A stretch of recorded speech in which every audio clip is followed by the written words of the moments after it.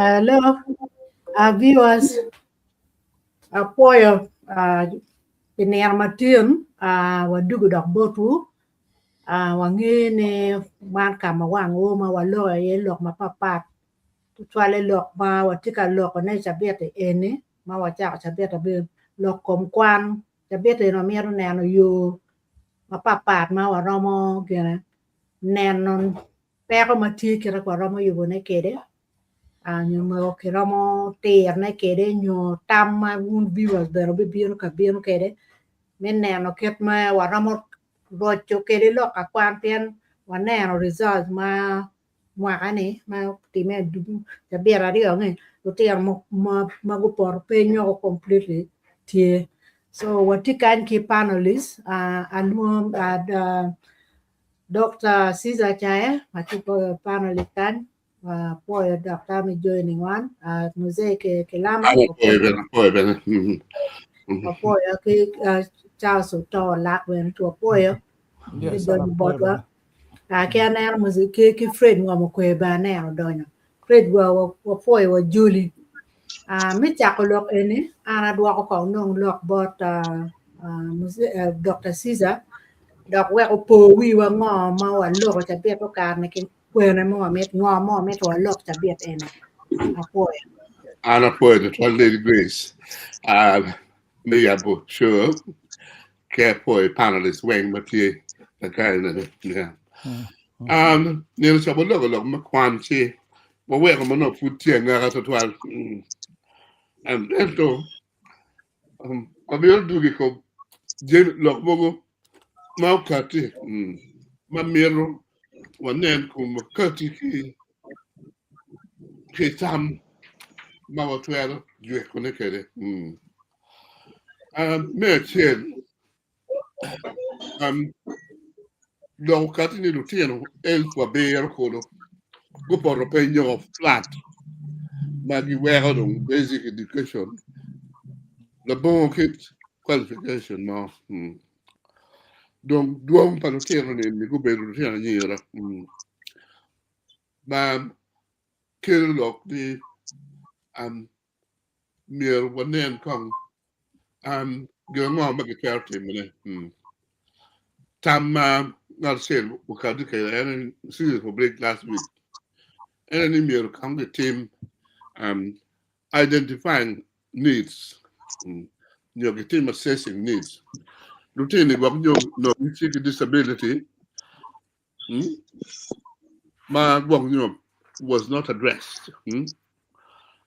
Mology mir kinani kachi kiti way.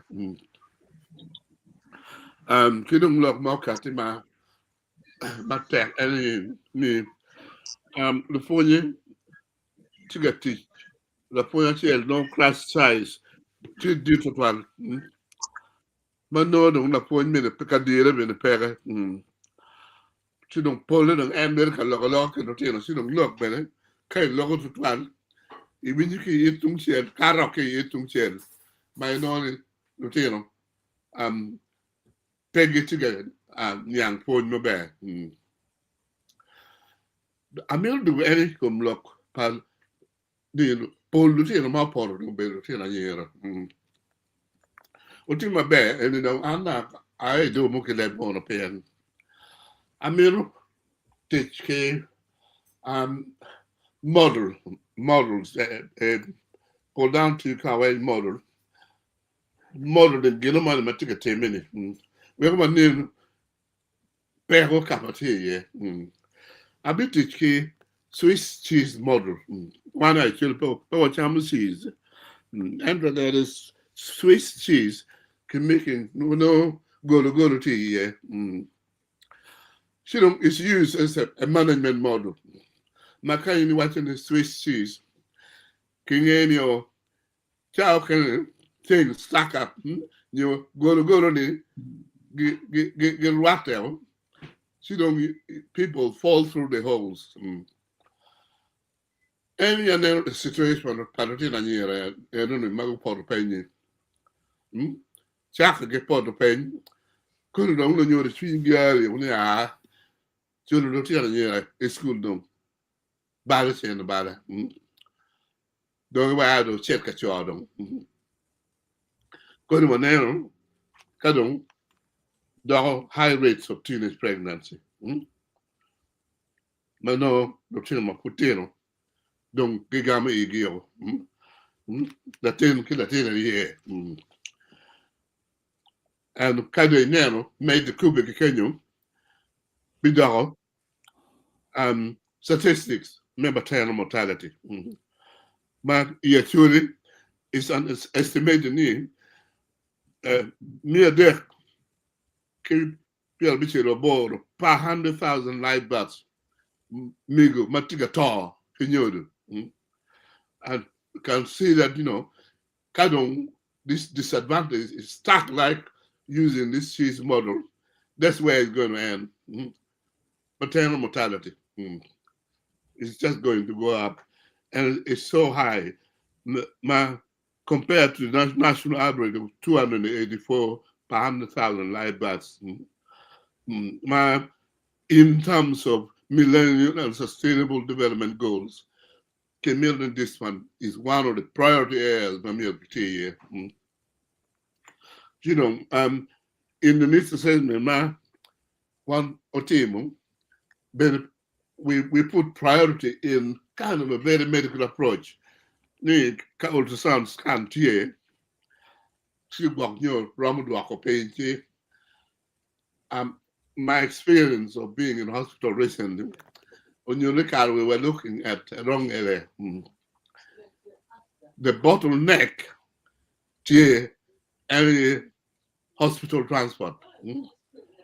Where no tino, where mego gubin gunong yard, there should be adequate transport, which was in the recommendation as well, improving ambulance services. How can it be improved? From my experience of going to hospital, I'm under the National Hospital, the Royal London. The way they improve their hospital transport is actually to hire licensed taxis. Ambulance workers. Madam Kiyubunio, tin my says of Timatan outpatient, ambulance taxi driver being with Dogorana, picking me, takes me to the Royal London Hospital. Cartier taxi picking me, Kelagang. So hospital transport, ambulance service, they can merge together. The ambulance service can be improved and swelled by taxi drivers who are trained as ambulance workers. Matamini, Miro Mabel, Pajo, we are going to be having a lot of, when things stack up, these kids ending up in just, statistical maternal mortality. And then of kind man child solutions which we should keep in the pipeline. Amir Miro Kar, Kidarmo Kanaman, with Donio, make Kadikatama Wagno. It's well calling the routine and the Mogo Port Penny.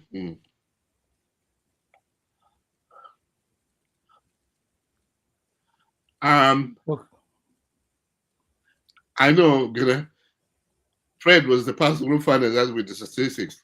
Ana poyo, yeah. Poyo dano video. Lutua tin patika meteki wilok maneno cha. Ia yumi kum the models mayini katikere. Kama o yeni amirna wajni en kita chuli chamu ken wajni. Kich tomno de chip dong penang kama wano aye machada chuli ni kama wano tiye por paletia magu porro penye ni bor kona pien pol dano aliba ber magetiga logi komgine Uganda magi aki kumalo mi Uganda ni mi bora kona pien ka ini neno Gulu district Tikin district ma guporo pin loyo Acholi Gulu district tiki schools pagamente marong piera ngwen we abir kenen welli tieno magu poro penyi Gulu district bor kowa nen litieno panga gi magu poro penyi litieno mamegwa litieno mage ki gay tieno poli magu poro penyi gi ki igamen school pagamente.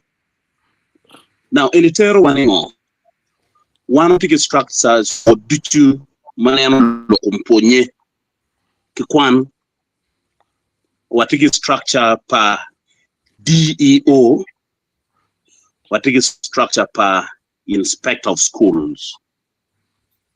Kama tim anatika neno lungti ye, ichawa ni Gulu public school Mati City, gen gitie ki machine kama geruri ye peny makare dutu kimiyo kilitino timo school so kene magitie icharo gen pere ki gumenoni manyor ni kirika geno apuda ne chamo kene pe konyo gen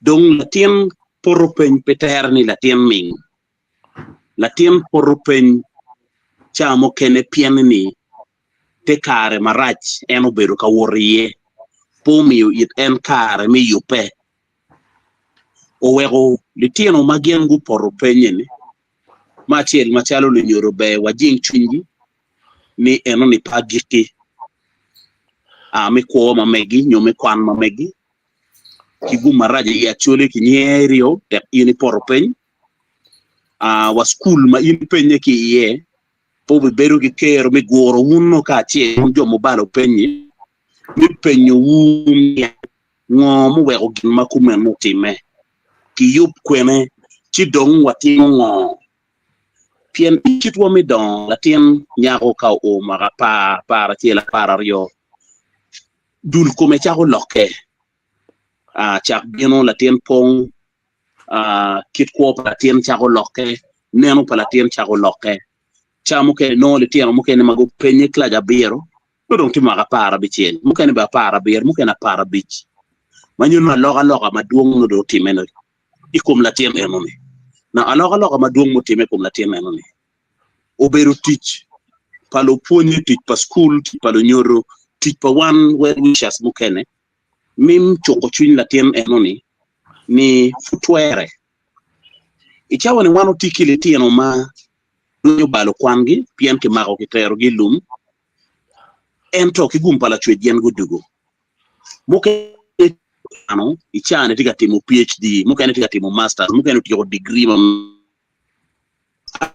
teach kile tieno eguni machalo role model konyo mi chwin ni tieno wa magen gu poro pen ni we need to create a forum kama wakil gen ye amero na mi la bol tie engineer mo wodlao makare duchu tero yo dano ni MP miti donyo is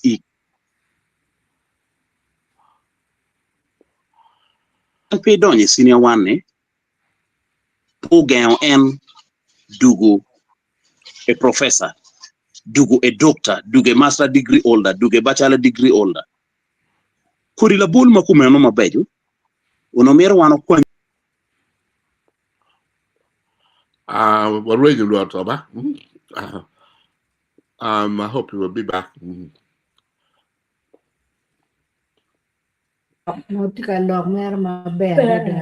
Yeah. Paul,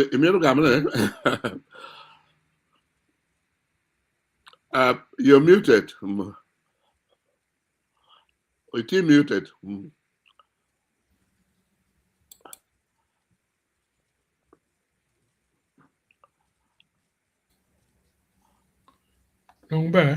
Yes, I will, you know. Yeah.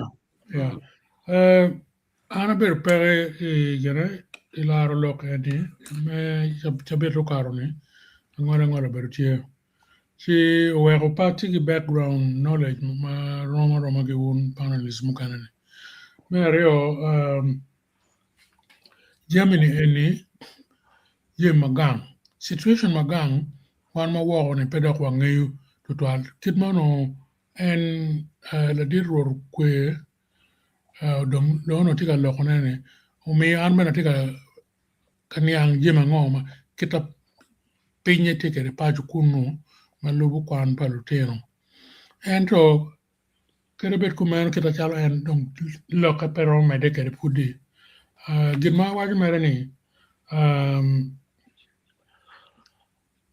success paluteno school tie lube chaka waki paju ot lunyodo mior bet ki dich ikom luteno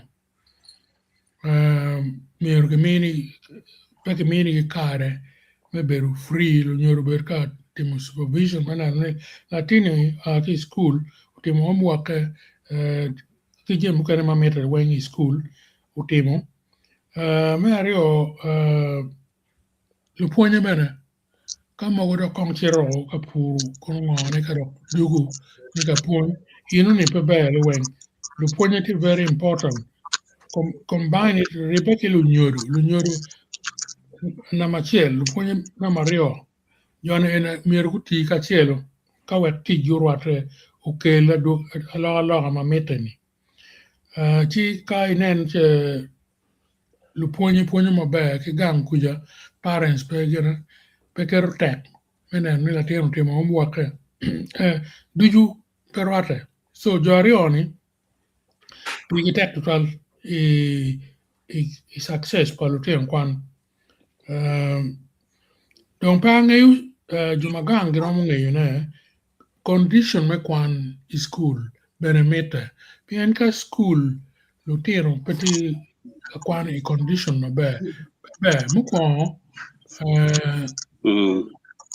jema charo lunch gini mete pa ngeyu ka situation ngo kita kok nyo lunch moma no protein wor kere ki gang nyone ning bene lunyoro mior men eno ni lunch betie moma irom kwan kere pen ka ikero da mogo be kinara po kere chon mogo be no breakfast peke gang ikero di chieng bene lunch mono peke kwan na mabe kenen lokum kit lunch mo whether lunch ake gang nyone ning la tien mer wor ki lunch lunyoro mior men lok in matek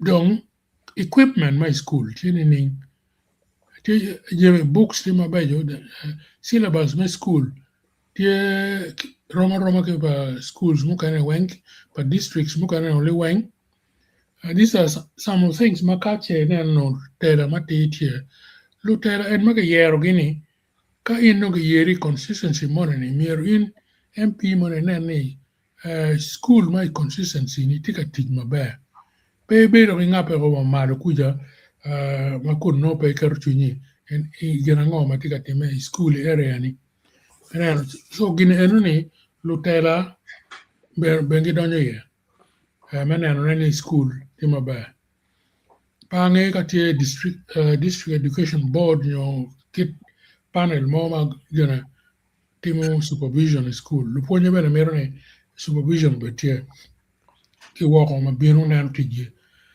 so yimne pod kita mero ki kel kwano dok mabe gena ilobo angaya tini one actually specifically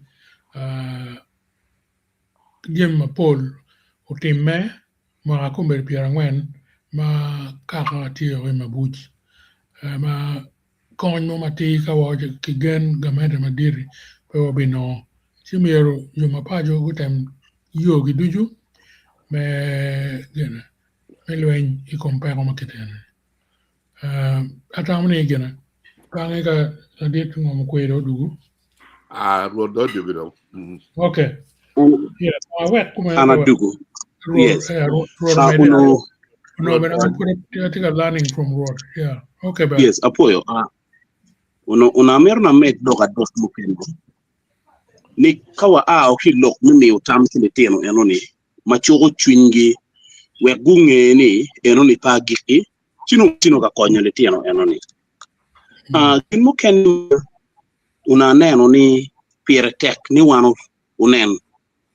Ena ye la diet uguru manok school su kene ma le tien wagu penye yen ma gien pego karo peny mabene walu punye magi punyo kunu chamo kene question mark ti komge pien bai cha wario mi ku de kuno la punyo meo bai cha wangwen mi ku de kuno la punti betting center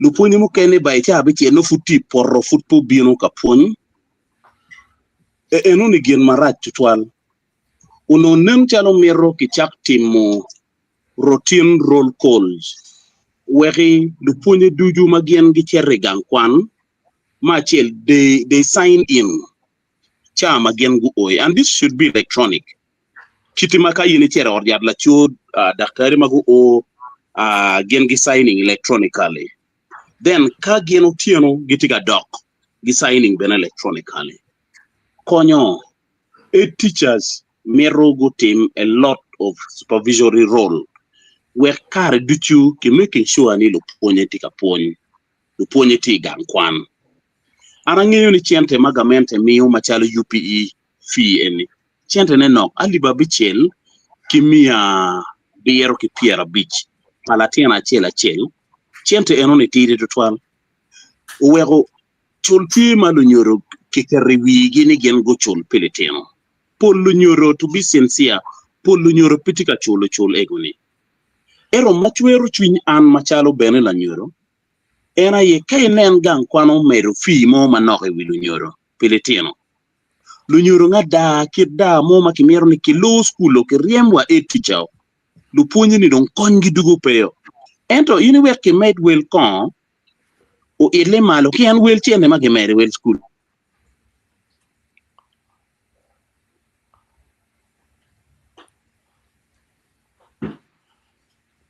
We seem to have lost Fred, yeah.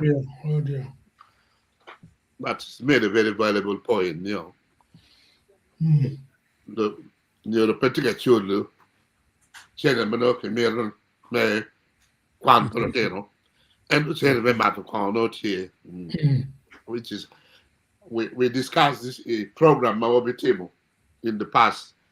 It one moment, mi kai penny tell me kwan no pay endo tell me matter con not here those are some of the issues my attack there what do you know we're dropping out of okay put what here on the same topic I mean we jump but make you better I'm a poet to a poet down of bichu. Look, no one to look on any look, my bear, my dad, look, my peer attack. Anka logo mere, a kelo jim, my young chon, ma, no, new tea, grip a California catching. We are do willow, catchy, ning, give an only PM. The new rebel, no get ticket one, come, ma make it. Kill, Funya make it ticket 8 master.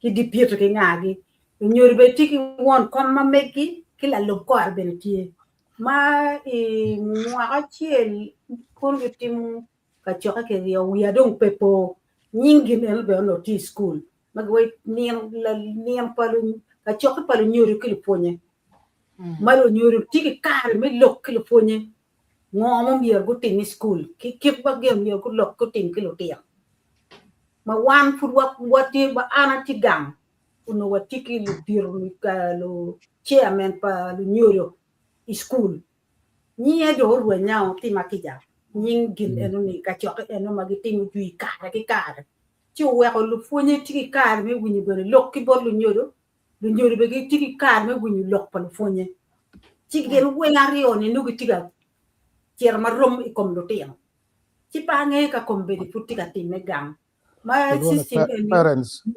teachers association school we wan wange ni jim ma kumen putika wot ma be school we gen be ka ti pen marach kuman lu nyor eni magitiki won kom ma megi go pe piny school money school wen gulok ni ngom we lo ti we por pen tien ka choke pe be ka choke ni pe ki cher ma gi mar gi moba ki cher ma wang puolo ka chok ma per te ka da pe ni ang palo nyo me tu ko sa nga gini ko mer ka chok ma ke ti me mwa ka chiel ka pe ke rio ti gwa ke chiel ka re du ju mwa ka wen chin school ti ka work ma be da giri pe ke lo ponye lu nyo ke lo ponye ti a chiel ti pa nge ka kombere futie ma lok eni bere du ju mier ki chwal chalo en ngom ko ki di bengi dok bu duok kong gim ma wan tar pa luo wa ti ka lok ne ni ka jim ma en ni puti ka running on bien ka ben wa lok ku man ti ka pe timme puri to er teaching lo nyodo school lo nyodo yo chwalo ti ngi school li mek pa lo nyodo mier ko ke tek lo ti pa rong po pe ndan wen ko no gimon ti mara donc an karma ti pa je ben an no la tet ko ma tek to toile lu funi mo ka po be le gla ja chel fun pe we ko gud gla di chio ja dong chio mo ma dung il ne na ke ken ena na chi be ke be chi do ko ma te ma mi e ke ti wati ma papa ma ka i gud gi mo ne mi kero nyo mi tero ina en ko lo mer ma ke ti mer ka dung la mer ke ni ka lo no kare ma lo nyor gi be pe ngi tu wa nem la fun nyo class mu nyo ti ti me ba ko ti we ko lo fun be be lu we ko school en be gaining gi be ki twero man lok ma pier tek no mi wun unen ki lu ti wa en di ben wa mo kwe gi unen bu duok duan wa man ko na ti ka kan ti pa lo mo pol lok no pur wa mi ru ni ne ki bor wa ti en wa na ne tin ti ka yele ko ni ka do ko biir mu tuye wa lo apoy wuto twal me wa ana apoy twal me Lady Grace bien bo apoy lok bedon ke lok ma pol lok mo twal ma dok ano me du ne pe en to en ke mi lok mi ne ni school du nyoro ke lo te mi ru ngo gu ti ka chel en lo te en ni wen wala pu ni be gi ti ke le te so eni ti pa dan wen en ka mi no be te ne ke ne ngo ma ti ka ti me ke ngo ma pe ke ti ka ti me school we lo te ngo kwa ma be en ke lok ma ngo gena ti la bas gi ki lok a cham gi ki lok ma di mu ke na ma lo te no wo pa le te no pen school be pe ke tera kwa no po ni mier be po be kwa ne ken di mu ke na be mier ki po ket me ko ket me lo te no be ke wen mier ke me de yeah so ara ne pa da be me dom di ma pol ke lo ne no jo magang kene no mier gute te wa pero gi magang to twal ka we kwan yam apoyo ana apoy twal Charles kamel bien bo Okay, apoy matek. yeah Apoy panelist when week mukar ne wabero ki lok mabejo to twal ma an bene ki twina no ne nen chala wagiro ko no ki yo chi it was very good ni at least utamo ne ki duok chen any topic achele pien topic matiri ba topic madip makonyo pere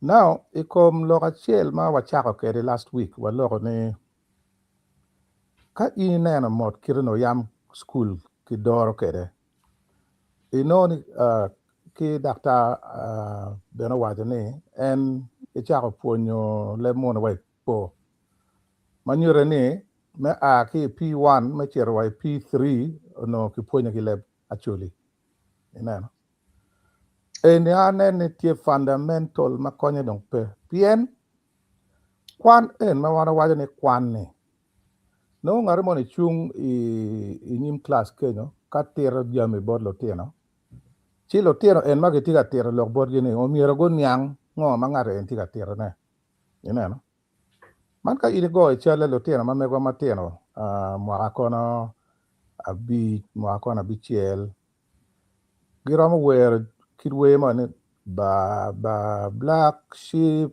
have you any wool yes sir 3 bags full and I peg wear with the right words ba go be wear something similar to and we ma anatia wear ene chidonga ine penyo lo tieno eno ni each of the words magi logo ni ginyang ginyang kolo manyo la puonj mo matiga puonjo we ni tiga puonjo mere we for the sake of puonjo we and a petiga mere lo tieno nyang we ni mo tere ni ngo no. This is a very simple concept manyo ratini puonj magang put pe ki tamo clearly kiro mere ki puonj lo tieno kere no. So gimana waja ena ni omier ki do ko chen to the fundamentals ki chak puonjo lo tieno matino ne ki level Acholi up to P4 ka don ki chako don le mono from there. And in that time no benegi tika puonjo values pa wana Acholi obero ngo jo mi chalo do jo mi chalo coach gi you know ki tira be bodo tieno do diro mogo ma no tie kindana ma go shaping society ma megwa gin ben go chak ngeyo ne dana chala kot pa bitek ma go ngene to twale lok me choy book pien ka pego identifying ki dana ma megwa ma go bedo ka tiu tik ma don ti bene pegi bedo ki connection money ma no mete me pajane no. So an mega ne is point number 12 aya kadong ini bino kombedi chalo pien dano a ki kam ka ki duogo kere pajo dong man kombe dan tiga yela mengo me rejuvenating kit kwame society we ko bet mabe no inone vices dua tai kin dano ka ana kwanya kon vice achiel chalo borwa kuja inone ka pet cha bichiel ti ne mo achiel during the week no ne me auction nina me auction ne ka ini chere auction ini bedo mod I cha kero mere wen ke ken chi cha mo kene tuni bene ton. Those are the things maromo affecting performance by the teno bene kene bi no lo teno mateno mano be o mi bet gang no gitie auction gitika tiu bogo mano dong pe bene no rate ngaro mo pe ka supervising gin. And it's not just auction ron be the night club ron be bene just gore mo chalon kaneno dilo gi She know these are things ma kwanya lo tino okay is set up ma megi me gang ma no mi go bet katiyo teach me class ma no mi submitting chalo ruone inoni penalty you teach on kidong one ka ene we have a system ma nano bene dui and even our children are taking advantage of system makane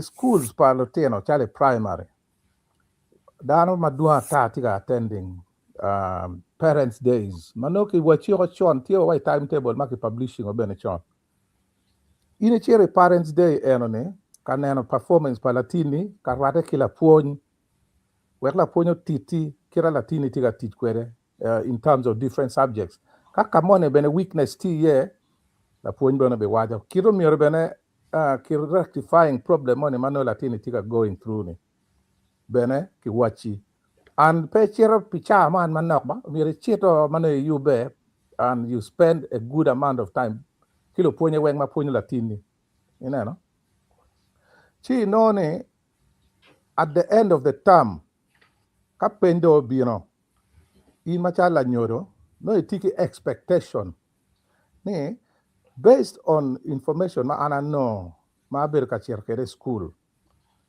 latin how you're performing my bad can latin po performing my bad work no dropping by just 1 point below and a pedong no poro totally no pia no ke ber ka nano prop palatin throughout the year and ka in chera pa pe no tie so and then one of the things mo mi ke team and ki recommending me there should be a continuous monitoring of performance paloteno in schools. It doesn't matter whether it is P1 or it is P7. No? They are all kids now, they need to be monitored. Kidong gina chel mabendo atamo matie related to lokmacham ene pingo peke where schools pagamente bedo ki farm. Schools pagamento bed ki farm minimum of maybe 10 acres onyo makaro katwere ma kombedi in every local government inoni equipment chal tractor ke ngo gine tie schools no ke mio tractor igige pur pot yo no and look my charm would be supplied from the school farm and kai mio kare nyoka ke ken both lo tena kwana nyo even both lo staff. This will increase the attendance kong kidong bene performance no. These are some of the things man pedor no tech to twal watiki plenty of land makombe petty utilize dam tiga mer kwanya gyo. These are the things man no ram kwanya one bene safeguarding one. You know, but most importantly it would help towards performance improvement. And then kwa neno matek kwa gika kan pikombedi. But the topic is very, very wide and very important. In a structured way, ka recommendation make meo benekinen kirano ki implementing kere work. No, at least I'm sure ki recommending German law we will see some improvement. There any bene. Ana poi kwa gika Kenya pikombedi. Poi the 12 Charles. Ana mero chwako to 12 tabi maini kere school feeding program obetie en me a kigang discussion ichoro toyo e bedo school the old day ma the only thing magwa ke me marupi kwanda tek ko twal mero school feeding program obetie me konyo rotero en no gwa gang be no champe so it's really a very important recommendation. I'm going to Reverend Dr. Alfred Banya and O'Donnell next year. Madam Terra Bennett in the Penawine or the first part. Alfred will be able to open to Mago Poro Pay. What can be done to help them? Neil Sakoro, in our meeting, I raised that issue, which you're familiar with. You know, we're moving to the next part. Mamil poi kum lo tiena mago tibu mabe madong oanya yo gubet maleng which is good no ponye secondary school nyo institute nyo technical nyo techo adong lo chen ma a ki bod word be ni lo tiena mi lo win pon molgi no per techo twan endo techetie e meeting mana a team on Radio Maria, the point Miss Ambeka, why me? He clasped Manuel Tie, no return, no one go more or don't give Mano, you, Winyamo, no more one year, don't Moljem, my well to prepare with your point. You don't come baby, but taking on modern technology, social media. But I think I can win your phone, not get on social media. Morgan no girl routine when you phone. Get on quite man American military or table. Go ahead. Can't you be a loga Kidano? That then when you love Kid to me, Cathy okay to me. But no point young, and they only remember 5% of what you've said. So there's limitation. They lock child, do you? When you it's only 5%. And so that percentage can be improved. Kalaten, take a notebook. Kadam, la point low and making point. La point low and making point. That will improve the retention to 50%. Madono la point your malatin. So first step is the 10 your makalam, notebook, or making a point. About that, you can it will only retain 5%. And we're going making a point that will improve it to 50%. Aya, can you mainly car Latin acting on those things? Guess what? It will bring to memory the rest of the thing, and they remember much higher, So today teach is very important. And that's one of the area man not doing here. Let's put in place Look, me goals Saturday. Kawunu Amir making analogy deal. In case you got to deal. It will deal kuni inero golo a your opponent. Ni mir wa gwe deal wa take on. Pedang more deal goldly. More deal goldly. That is your focus. Same way we can actually help children to set goals. What do you want, baby? A kill Bible verse. A Bible verse, look, chapter 2, verse 52. Alfred would probably remember that by heart.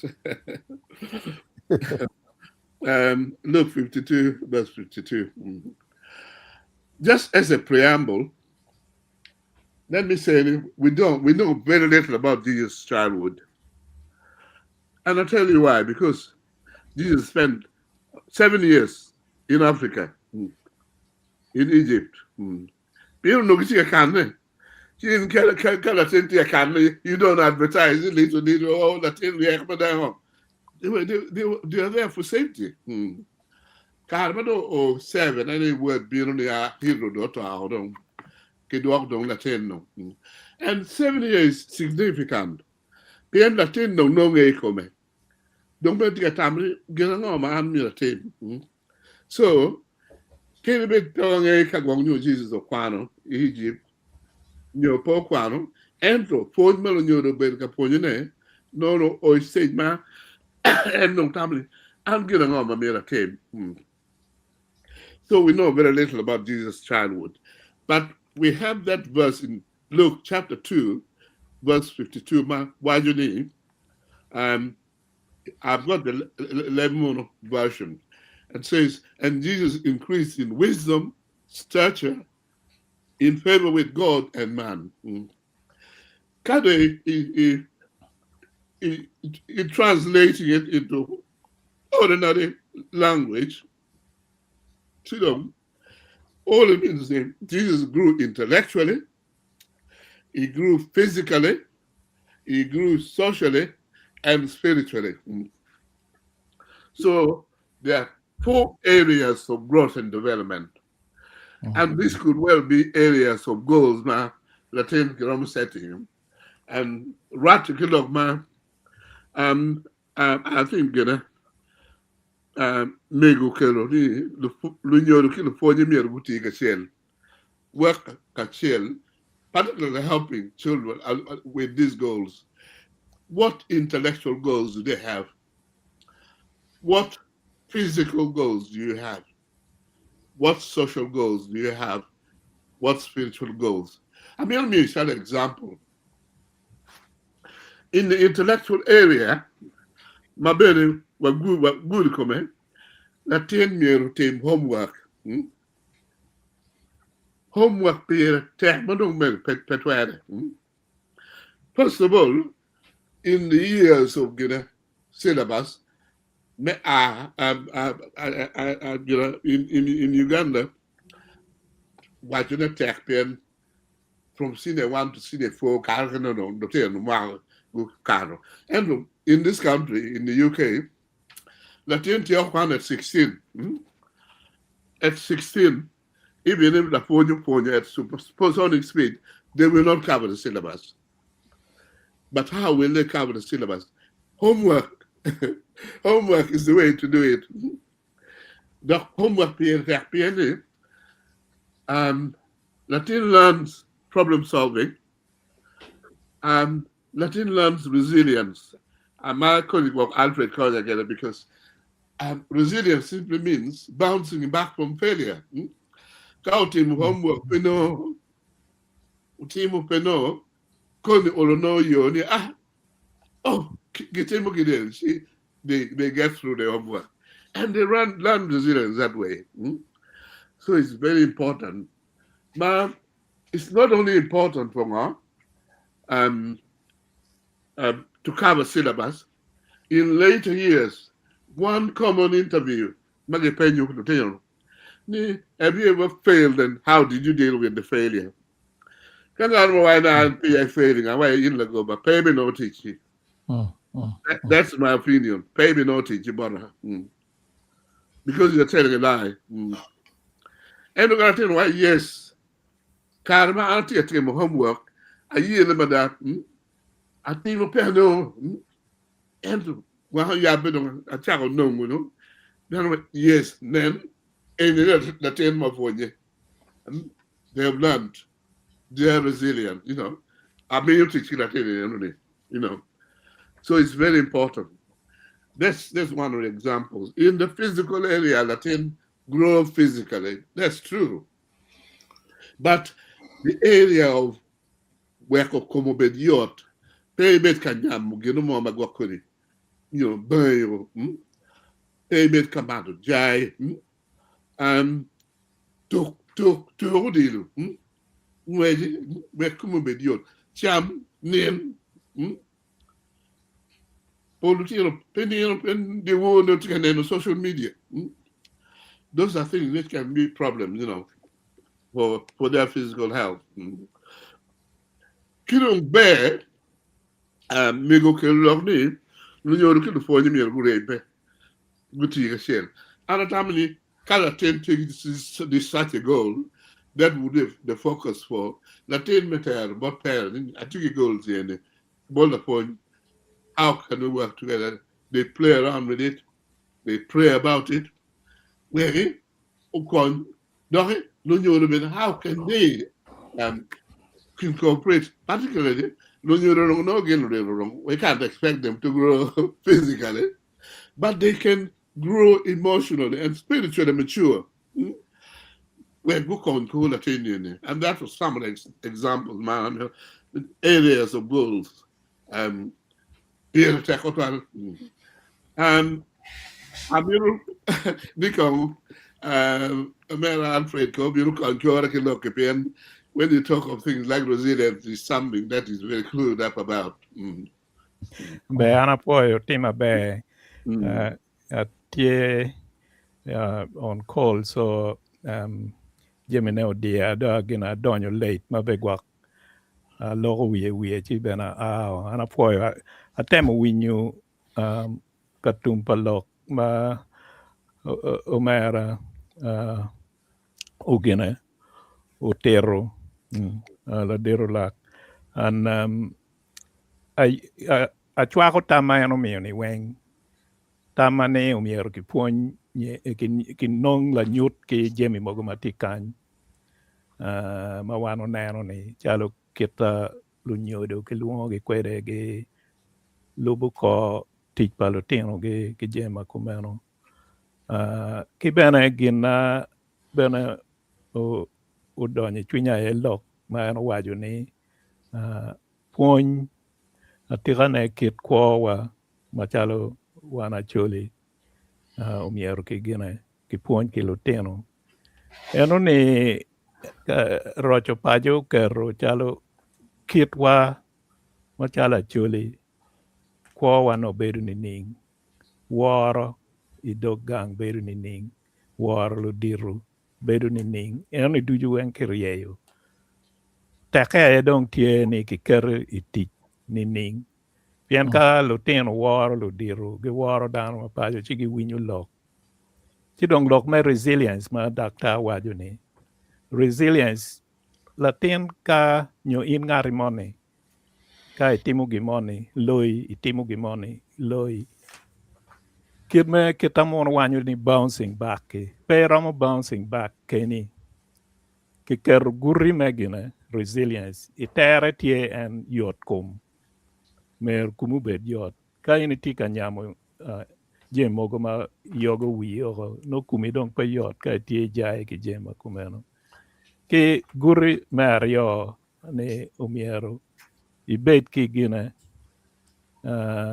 ki dano ma konyo kori ka chado idog ot i family i community ma gi konyo kori wek ka gimotime marach ino itie ki ng'ari mo ma ini romo gine penyo tam bore chi mi tam mabe ci gwa kai temo dok Gemini eno yo mapat ci diri maja gwa kadugi ne beru be ki me adek lok me neno ni in mieri ware ke keni mieri nge ni itie ki gine ki resources ma megi ma ini romo itie ki diro itie ki mich maka ki konyo kori ci diro ni erni romo katika maleng primero ka gimo loi pe miero itame dong pe twero umieri nen yo me yenyo igen joma tie chok bori lu nyodo nyoka pe lu nyodo ci jomo ko mati community magiti ki dero kala puonj be ci la puonj pe be katola le ling umieri peny pien wan lutin wa karo kene gi luoro penyo peny pien ka ipenyo itamo e gwa ka ipenyo gina iporo itamo ipenyo piny ento kany ki gina ki encouraging lutino ni mieri peny latin ma riak ma penyo petie peny mo ma no nyuru ni in la ning nyuru ni in ngat mo ma ne meru gina meru ngeyo peny kidong tie diagram mo ne en me resilience ma jua tiyu kwere tie inen ka ot ma ki umu ka chado ot Acholi ni ino kar kene no ki chomo jemi mogo gine gine gima no ki tadu ki lum no ino ni ki chomo jemi ni eno ka pinyo diyo dano chiki waro konyo ko dano in machalo dano be mier bet ki jemi mo ma no tie wi puonj mag no ki puonji magwok da ni puonji kwede nyo kwaro puonji kwede umier ikeri wi pien eno ni ngech me anyuali ni eno ka pinyo di kar kene romo gine romo konyi tidong ka pinyo di adada umier item tamo ni kar machon no ki puonja ni ning ka pego ma kumantie kuma ineno chi waro Gemini eno ka mono wajo ni jema no tie atik and no jwi pe ki tiyu kwede ento ka pinyo di dano chi ki waro an da por ki wana Acholi no gine no tie gin ma ki rako kama ki tadu Wankara. and no yes yeah so those things are important so yeah kidong me agiki awajo building resilience miro no jemi tie ma ini romo gine ma romo konyo kori kar machon inone lutino manogo chere kwan talo secondary school university gidugo inone gitika miyo kony i schools ma papat lupuonyo wa miro ki gine ki kony kogi peterne no miro lutino eno dongule tich pa lupuonyo ento no gi konyo ko lupuonyo giromo tich ki lupuonyo ki kar me yweyo ma atika ne tich pa me rocho pajo eni program me konyo schools ni umier ki nen program ma tika ki secondary school ki gina ki primary schools ki tiemer ka konyo ko secondary schools ento jema umera ulogo ni weng kapetie structure ma romo konyo kore chi pegine peke romo ketiti chi eni mier bede program one of the programs umier ki team a volunteer teaching assistant gine scheme mano ke recruiting lutino university lutino mano tie teacher training mano gudiere ni iweyo ka wano dugu wabi konyo ko skuli ani we're good focusing on upper primary P5 P6 P7 me konyo kogi with intensive program me jingo puonj mano ginoi gine school and it could be an emergency intervention ma ke romo keto ko iti pien joma tie kwan dong gitie magi dugi yweyo bene gitie so en ni romo konyo ko dano work structures mo kene ne ke romo mede ki keto gi ti an matung bora wiye enta poi mada dong abineno recording neno jemi mogo ma wunu gene agani ulogo jemi mabejo mada peda mero gene pa mero nuoyo ne apoyo Ana po de twal Alfred. Kia jol tam mi ma kero ni lo me volunteer teaching assistant ne pia ta ko twal.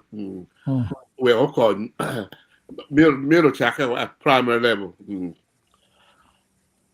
We o kon ko lu ponye. Pia ta ko twal.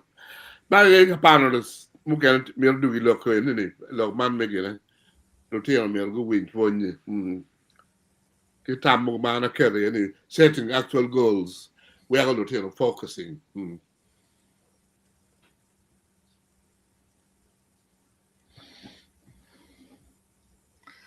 Okay. Ana tamne gana ka medba. Yes, medic.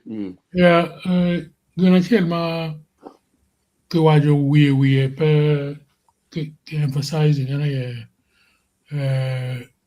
Jim ma distracting lutino. Ki kwan ko atata me chero kono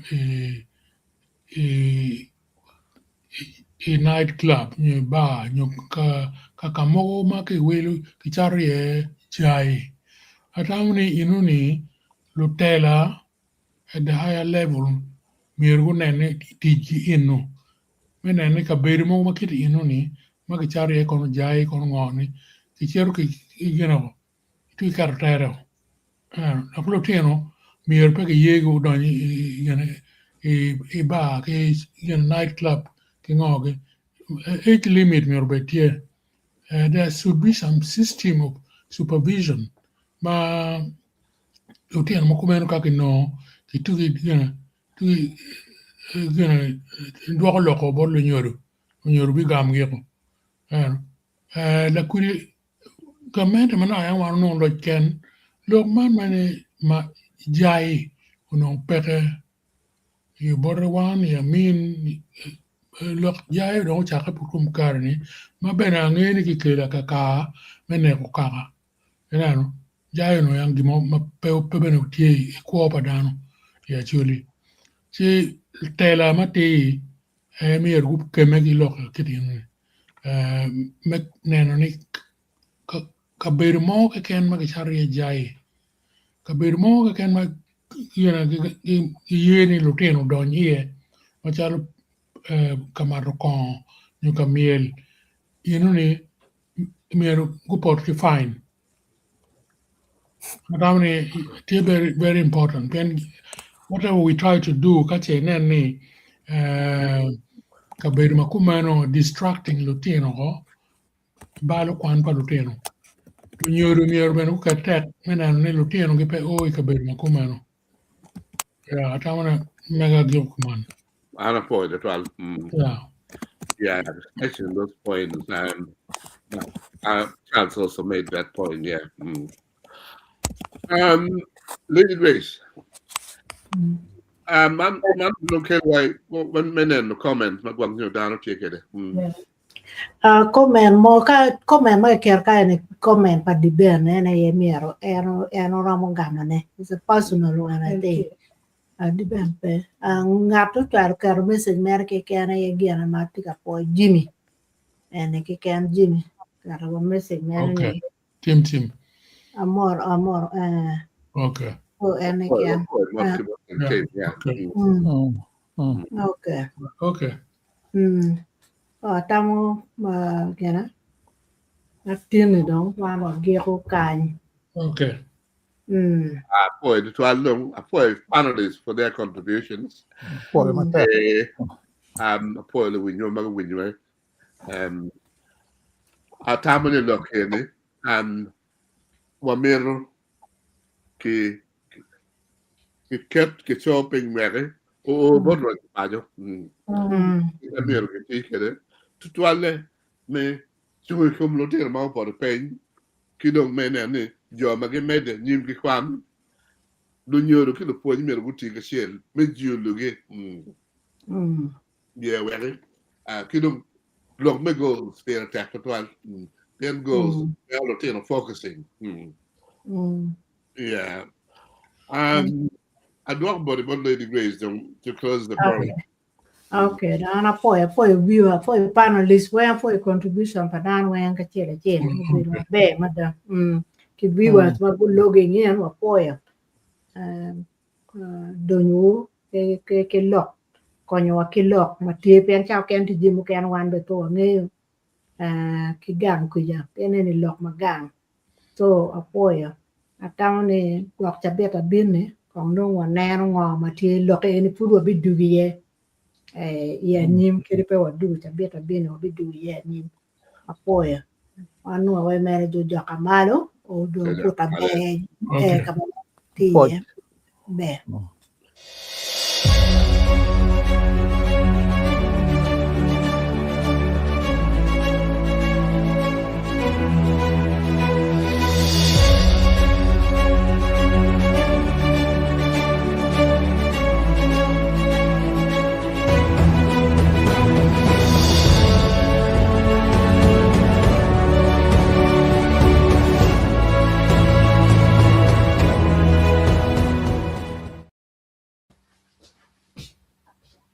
Dia game